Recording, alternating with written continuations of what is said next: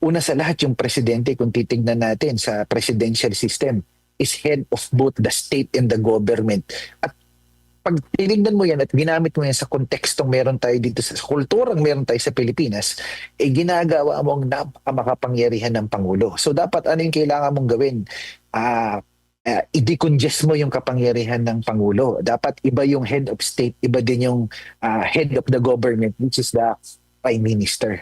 So napakahalaga at panahon na para i-adapt natin yung ganyang klaseng sistemang parliamentary system. Ikalawa pa, kasamang Edmar, sa sistemang yan, ang Prime Minister is technically the caretaker of the government. Meron silang principle na tinatawag na primus inter pares, which means first among equals. Hindi pwedeng sabihin ng Prime Minister na mas mataas siya kumpara sa ibang mga mabatas kasi technically, siya yung chair lamang or caretaker ng government pero pare-pareho lamang ang kanilang powers basically at functions. Meron pong nabanggit itong si Senate President, balik ano sila ngayon session. Meron siyang nabanggit na itong impeachment na ito, lalo na kung magsabay ang dalawang impeachment sa Pangulo at sa pangalawang Pangulo, abay nakakahiya sa buong mundo. Ano ang tingin na mo rito po, Prof? Actually, hindi ito talaga makakabuti.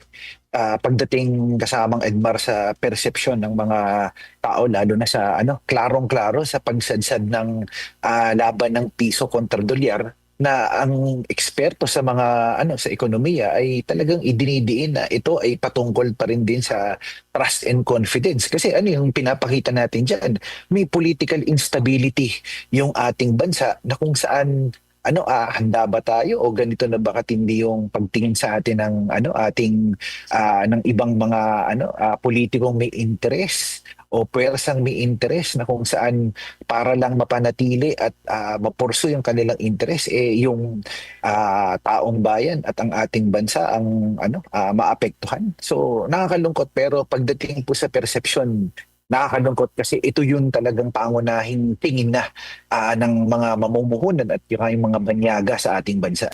Prof, balik tanaw lang muna tayo, no? Kumbaga, alam natin, wala pa namang nai-impeach talaga, no? Na presidente at vice presidente sa nakalipas. Hindi po na-impeach si President Erap, no? Bumaba lang po hindi siya. Po siya na-impeach. Bumaba siya lang sa pwesto. Ang nagkaroon lang ng impeachment talaga yung Chief Justice po natin, no? Pero yes, tama po.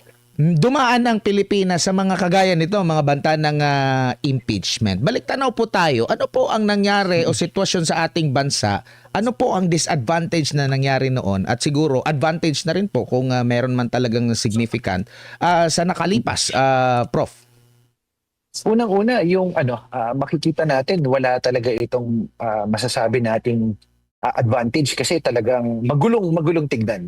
Pangalawa pa, yung kumpiyansa ng mga mamumuhunan, apektado talaga dito. Naalala ko, nasa kolehiyo pa lang ako noong nagkaroon ng impeachment proceedings patungkol sa liderato noon ni former President Joseph Estrada. At nakita natin na sumadsad talaga yung piso, yung investors' confidence na wala sa atin naman, and back then Vice President Gloria Macapagal Arroyo to get the country back on its feet. At the same time, babalik ka na naman dun sa usapin ng confidence building na kung saan mamumuhunan at alam mo yun, parang nagsisimula ka ulit sa simula o bago sa paraan ng kung papaano mo bubuhatin ulit at bubuhayin yung kumpiyansa ng mga mamumuhunan sa ating bansa.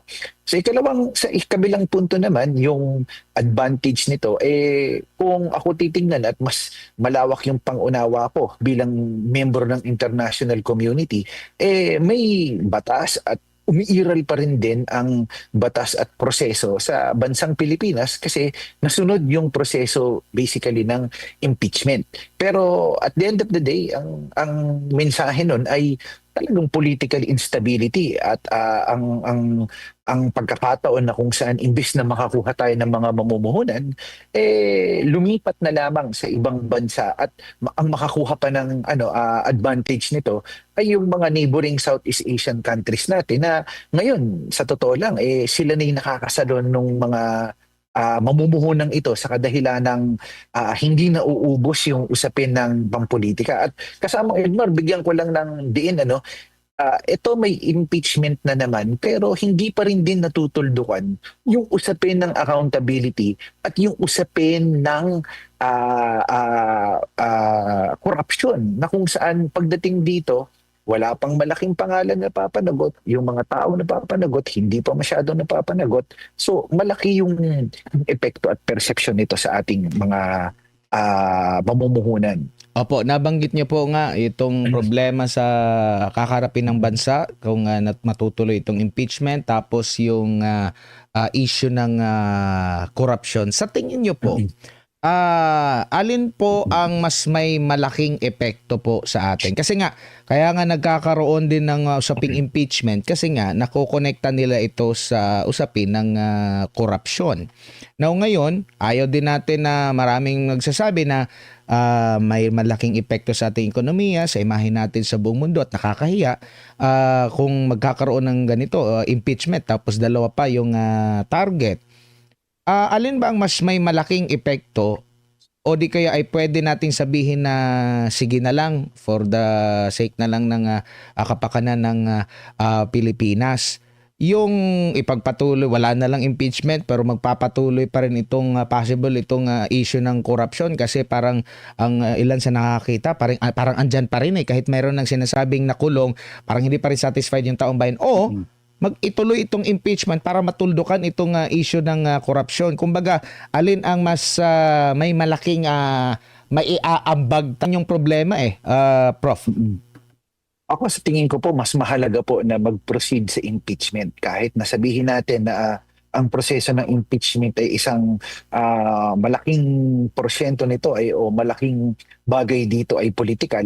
At least may pagkakataon na kung saan through public pressure and public perception, alam niyo yun, bumoto naman ng maayos at bumoto ng tama yung kung sakali mang magtuloy ito nang naaayon sa merito ng isinampang impeachment complaint at the same time yung weight ng damdamin ng taong bayan na kung saan meron na talaga dapat na mapanagot. At higit sa lahat, ito rin din yung pagkakataon na kung saan talagang matuldukan na. Ika nga ng sinabi mo kasamang Admar na bukod sa matuldukan, maipagtanggol ng dalawang pinakamataas na pinuno ng ating bayan yung kanilang sarili at madepensahan nila sa madla at sa mga mambabatas kung ano talaga ang kondisyon at kung ano talaga ang depensa nila doon sa mga pinaparatang sa kanila.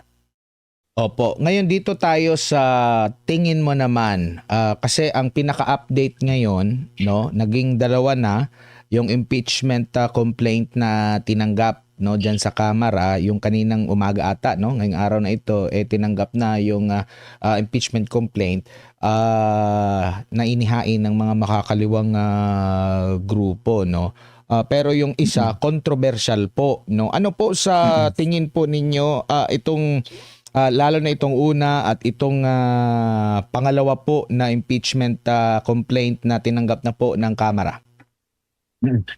Ako una po una yung haka-haka dahil hindi tinanggap.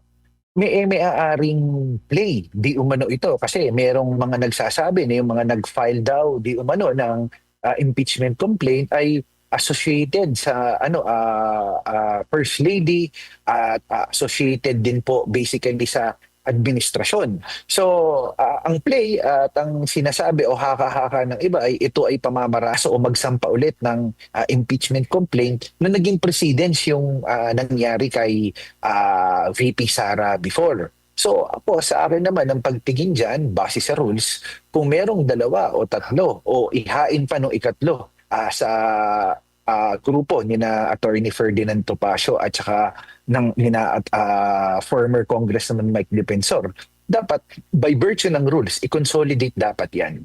So may consolidation dapat at doon tsaka basically binigin. So yun, depende ngayon kung paano yung play, technicalin ba, malakas pa rin din ba ang pwersa. Kasi tandaan natin, yung paraan ng pagdidesisyon dito ay political din o political din yung proseso by nature kung hanggang saan pa o gaano pa kataas ang political capital ng ating Pangulo, lalo na sumampa na tayo sa mid ng mid-year or middle ng kanyang term of office. So kung papunta na at considering na kung 2026 papunta ng 2027 sa pagsadsad ng kanyang approval rating at hindi natutuldukan ito, may epekto at may backlash din yan doon sa paraan ng kung papaano niya ipupush yung kanyang mga agenda at gaano kalakas yung kanyang political capital doon sa mga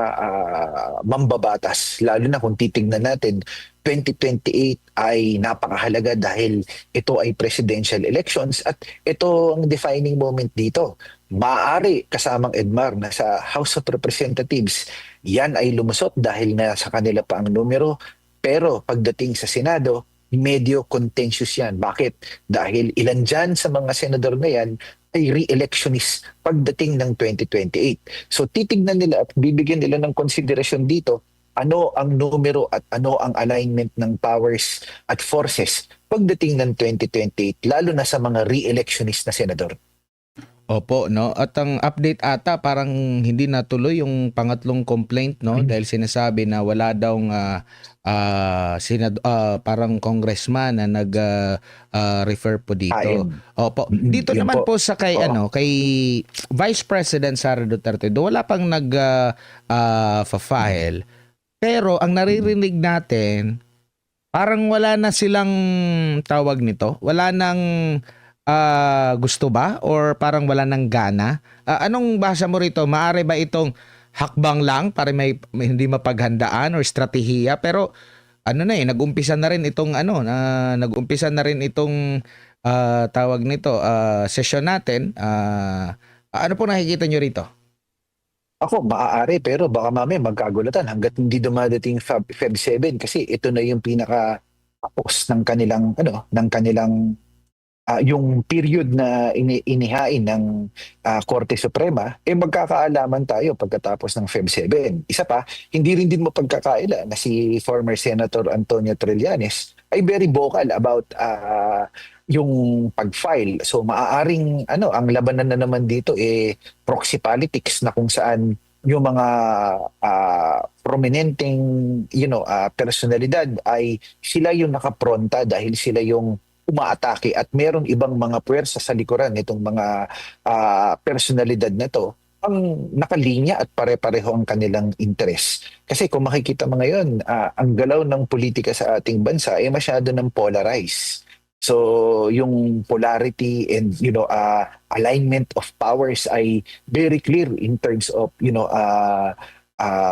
forces na ito na yung bubuo at mag-shape ng politika hanggang paparating tayo ng malapit sa 2028. So yun yung klaro. Ang hindi natin malaman pa kung meron bang mga interesado pang lumahok kasi as far as we are concerned, talagang kung walang magdedeklarang iba, si BP Sara dahil sa kanyang intention at nagsabi na baka ayun nga lumahok at lumaban siya. Pero we have yet to see, lalo na ang inaabangan sino yung pupustura o pumupustura na pwedeng pambato ng administrasyon. At ito pa yung pwede nating obserbahan dito sa dinamikong ito. Maaaring ito ay play din ng ibang grupo, lalo na nandyan pa rin din yung ibang partido na kung saan maaaring ang naglalaban-laban ay ang Marcoses at mga Dutertes at biglang mag-emerge ulit ang mga puwersa na nanggaling doon sa Liberal Party before noong panahon ni former President Noynoy Aquino.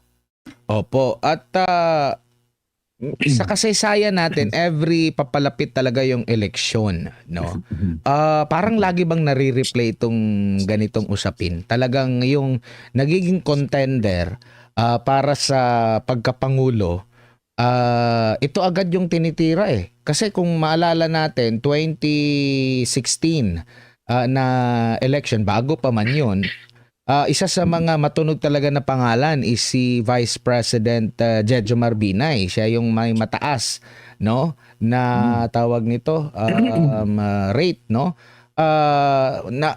Kumbaga parang mula dito ba matututunan na ng taong bayan politika ito. At paano naman nila madi-differentiate na politika lang ito sa totoong issue talaga, Prof?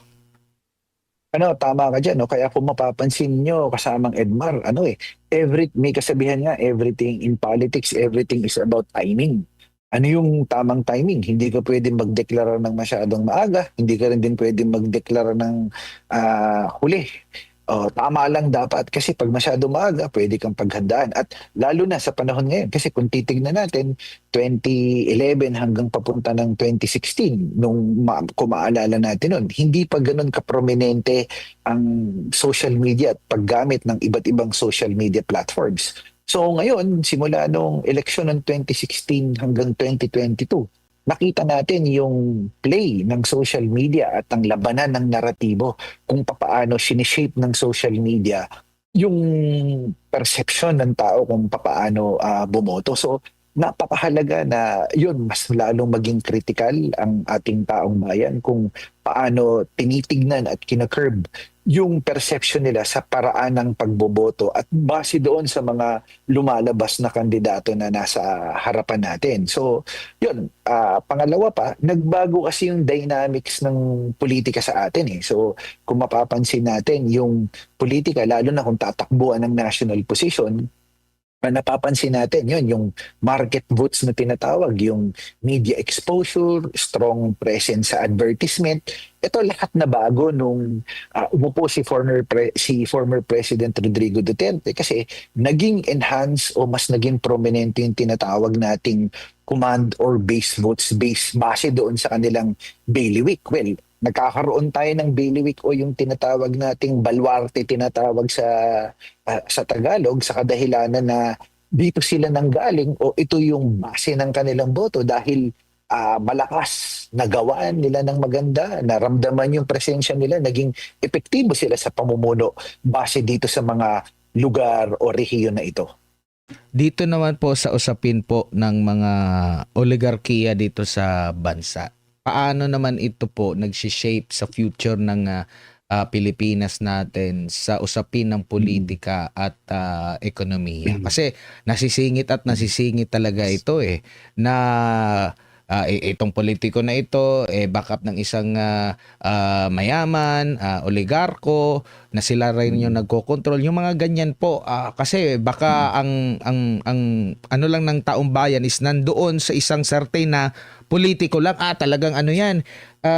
Kaya nga magtataka kami ang iba na mabait naman at mabuti noon pero biglang nagbabago yung ugali po. Ano po ang dapat na treatment niya ng taong bayan sa mga ganyan din po na usapin, Prof, para hindi po sila maligaw na meron pa palang isyong ganito na ito yung nilabanan dati. Nag-real talk dito si dating Pangulong Rodrigo Duterte kaya siguro pigil ang paglago ng ating ekonomiya. Oo, napakahalaga niyan na kung saan matutunan din ng ating mga taong bayan. Lalo na, siyempre, ang pinakamalaking hamon dito, hindi naman lalantad yung mga politikong yan at sasabihin na sila ay may backer na mga oligarko o mga oligarkiya o nanggagaling sa oligarkiyang pamilya. Siguro, ang pinakanararapat dyan na i-engage at tanungin ng taong bayan, ano ang dapat nating gawin sa ating ekonomiya? Kasi kung titignan natin, pasong-paso na yung nakalagay dun sa ating konstitusyon na kasamang Edmar na yung 60-40. So, sino yung mga mambabata? Sino yung mga, alam mo yon, mga kandidato na handang buksan yung ekonomiya natin? Pag yung mga kandidatong yun tumutungtong sa entablado at outright na sinasabi na nais nilang buksan yung ating ekonomiya, ito yung mga karapat-dapat nating iboto sa kadahilanan na willing silang magkaroon ng kompetisyon, willing silang hindi mag-serve sa interest basically nitong mga oligarchs na ito na kung saan sa mahabang panahon kontrolado nila ang ating ekonomiya at nagsasuffer yung mga malalaking industriya natin dahil wala tayong pagpipilian. So ako, ang tingin ko dyan, yung mga politiko at lalo na mga tumatakbo, lalo na sa mga mambabatas natin, sa mga legislative positions, uh, congressman at saka yung mga senador na handang magpaanukala ng batas na baguhin at tanggalin yung provision na 60-40 at hayaang papasukin dito ng 100% yung mga dayuhang mamumuhunan. Gawing bukas ang para gawing bukas ang kompetisyon, no? Kasi pag Tama may po. mga limitation, parang ano din 'yan is mas nagbubukas ka na magkaroon ng corruption, may papanigan ka kasi dapat dapat malapit ka sa kusina para mas Tama madali po. kang makakuha ng ano. Pero dito tayo sa usapin doon sa Japan na pwede nating kunan ng aral kasi doon sa Japan po binuwag or dinisolve yung mga kongresista doon kumbaga parang back to zero at magbobotohan sila, magkakaroon pa ata sila ng 2 linggo, almost 2 linggo na kampanya bago ang eleksyon, no, sa kanilang parliament. Yung form of government doon sa Japan, tingin nyo akma na gawin din dito or mangyari din dito sa atin, Prof? Kasi for sure marami sa ating mga kababayan galit din sa mga nasa kongreso po natin, no? Kasi minsan hindi sumasalamin sa tunay na boses ng taong bayan yung kanilang dala-dala doon. Minsan pansariling interes lang. Napakaganda ng binuksan ninyong topic, kasamang Edmar. Now, patungo po, kung bubuksan rin din natin yung ating ekonomiya at gagalawin na natin ang yung panukala sa pag-amyenda ng ating konstitusyon, narapat rin lang din na amyendahan na rin din natin ang ating saligang batas at baguhin ang ating sistemang pampolitikal. Kasi tandaan natin, hindi akma yung presidential system na meron tayo sa kulturang meron tayo, kasamang Edmar. Una sa lahat, yung presidente, kung titignan natin sa presidential system, is head of both the state and the government. At pag tinignan mo yan at ginamit mo yan sa kontekstong meron tayo dito sa kulturang meron tayo sa Pilipinas, ginagawa mong napakamakapangyarihan ng Pangulo. So dapat ano yung kailangan mong gawin? I-decongest mo yung kapangyarihan ng Pangulo. Dapat iba yung head of state, iba din yung head of the government, which is the Prime Minister. So napakahalaga at panahon na para i-adapt natin yung ganyang klaseng sistemang parliamentary system. Ikalawa pa, kasamang Edmar, sa sistemang yan, ang Prime Minister is technically the caretaker of the government. Meron silang principle na tinatawag na primus inter pares, which means first among equals. Hindi pwedeng sabihin ng Prime Minister na mas mataas siya kumpara sa ibang mga mabatas kasi technically, siya yung chair lamang or caretaker ng government pero pare-pareho lamang ang kanilang powers basically at functions na nanggaling doon sa mambabatas na yon at pare-pareho silang mambabatas. Pangalawa pa, base sa mga pag-aaral at literatura, mas nagbibigay ito ng stability kasi may continuity.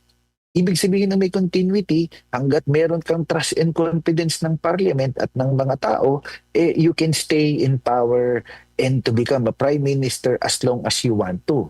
Okay? Pero ang first name of the game is performance. Kung hindi ka nagpe-perform, yun, madali rin din ikaw tanggalin. Bakit? Kasi pag hindi ka nagpe-perform, vote of no confidence, tanggal. Hindi kinain at hindi mo pwedeng sabihin na politikahin mo ng todo-todo. Bakit? Kasi pantay-pantay lamang kayong mambabatas. Bakit? Kasi anyone can actually be a prime minister dito sa sistemang ito. Kumpara na kitang-kita natin ngayon, yung limitasyon ng ating sistema na kung saan kahit gusto natin magpalit ng mga posisyon, ng mga key positions in the government, napakahirap dahil sa proseso ng impeachment sa presidential system of government.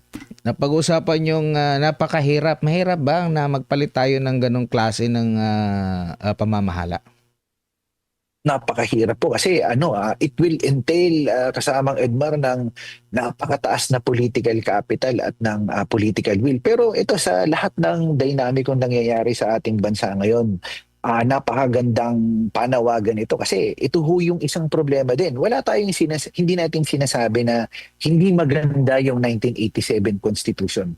Ang sinasabi natin na panahon na para amyendahan ang ating saligang batas at ilan sa mga provision nito na dapat amyendahan. Kasi ano yung nangyayari nun? Naalala nyo nung dati na may panawagan nun na ilang administrasyon na. Pero ang naratibo nila ay gustong magpatagal sa kapangyarihan ng Pangulo, long-term extension and basically so on and so forth. Tandaan natin, dito lamang tayo magkakaroon ng totoong pagbabago at magkaroon ng pagkakataon na yung common na tao ay o yung mga talagang mahuhusay sa politika at mag-serve ng country mabigyan ng oportunidad sa ganitong klaseng sistema ng pamahalaan. Isama na rin din natin dyan kasamang Edmar, baguhin na rin din natin yung ating electoral system. Okay, palakasin natin yung mga partido politikal, bigyan natin ng akarinsingan yung mga political parties. Hindi natin alam kung saan nila kinukuha yung kanilang pondo. At higit sa lahat, sa pag-subsidize ng government ng political parties, nile-level mo kasamang Edmar na willing mag-serve, handang sumabak sa politika. Pero ano yung unang-unang konsiderasyon? Pera. Dahil ito yung mekanismo na nakita at kulturang na-develop sa atin. Ikalawa, yung term ng office kasamang Edbar, kailangan pag-aralan natin yan. Sanks nitong election cycle na to. So talagang kailangan at panahon na talaga na pag-aralan nating mabuti at busisiin yung mga dapat nating paraan kung papaano natin amyendahan at palitan na itong 1987 provision, mga ilang provision ng at particularly yung form of government at yung electoral reforms natin. Prof, tama ba yung observation ko? Parang tayo lang ata merong ganitong classing form of government dito sa Southeast Asia nakalibot sa atin, tama ba? Tama po. Ito kasamang Edbar at base sa literatura sa ating pag-aaral po ito ay yung produktong sistema na isinubo sa atin ng mga Amerikano. So ano ho yung naging problema? Hindi ito yung mismong presidential system na nakuha o namanan o katulad ng presidential system na kamukha sa Amerika. Una, saan ka nakakita ng presidential system na mayroong multi-party system? Dito lamang yan sa Pilipinas. Ikalawa, saan ka nakakita ng presidential system na ang senador mo ay elected at large? Sa Amerika, na presidential system na hinango yung ating sistema, senators are elected by states. Ibig sabihin, regardless if the state is geographically big or their population is big, they are represented by only 2 senators. So, yung trabaho ng senador ay state legislation. Saan ka nakakita ng presidential system dito, na dito lang sa atin sa Pilipinas yan, na ano-ano o sino-sino yung constituencies ng senador na ito. Kaya talagang hindi ka na magtataka na ang iba at base sa mga nasaksihan natin yung form of corruption napakataas kasi nakukumpel ng sistema na gumawa ng kalokohan kung sino man yung nakaupo kasi kailangan nilang mangampanya on a national level. 'Di ba? Ikatlong punto, saan ka nakakita ng presidential system kasamang Edmar na ang presidente at vice-presidente ay hindi nanggaling sa iisang partido? Diba? Supposedly, presidential system of government, president and the president, they're elected in tandem. At klarong-klaro yan sa Amerika. At yun ang yun ang malaking kabalintunaan ng presidential system natin dito sa Pilipinas, kasamang Edmar. So sana hinugot natin itong pagiging hybrid pala natin na form of government. Mahirap sabihin pero through the years talagang malaki yung ipinagbago, lalo na yung napagdesisyonan na gumawa ng upper chamber na walang representation by region. Okay? Pangalawa pa, ang mahirap ngayon sa sistema to, kaya nga sinasabi ko, yung susunod na Pangulo, dapat sobrang taas ang popularity at willing gumamit ng political capital kasi anong magiging trade-off mo sa Senate na para silang kukuha ng bato na ipupukpuk yung ulo nila na madi-displace sila eventually kung ito yung tatahakin nating sistema or form of government. So yun, napakahirap. Kaya the only way para talaga dito is systems change kasi masyado ng familiar yung political actor sa rules of the game. So yun yung kinakailangan natin baguhin ngayon formang ito kasamang Edmar. Yung federalism sana na sinulong dati ni President Rodrigo Duterte, kumbaga tingin mo okay din yon or kumbaga panimula sa mas magandang klase ng gobyerno natin? Oo, maganda rin din yan kasi alam nyo, klarong-klaro at kitang-kita dyan na kung saan mas maganda yung federal system din na mas pinapalakas nila at mas na-empower nila yung mga local government units, inilalapit nila yung serbisyo sa mga tao. Ikalawang punto din, kung makikita natin, is yung pagiging fair and equitable. Kasi halimbawa ako kasamang Edmar, no?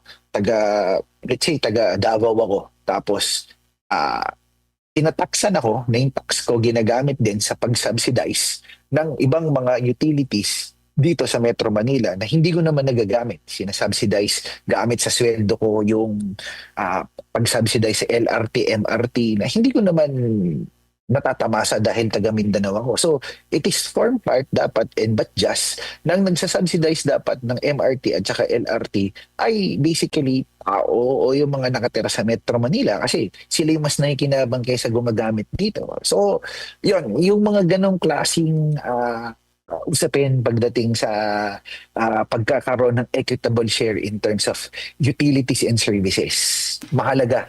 At makikita natin yan sa federal system.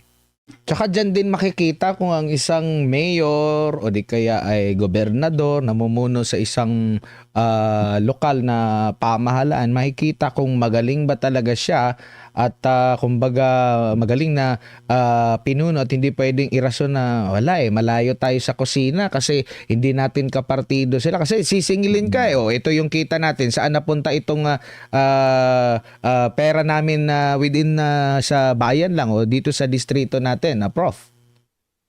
Tama po. Kasi doon mas madali ang singilan kasi mas malapit eh.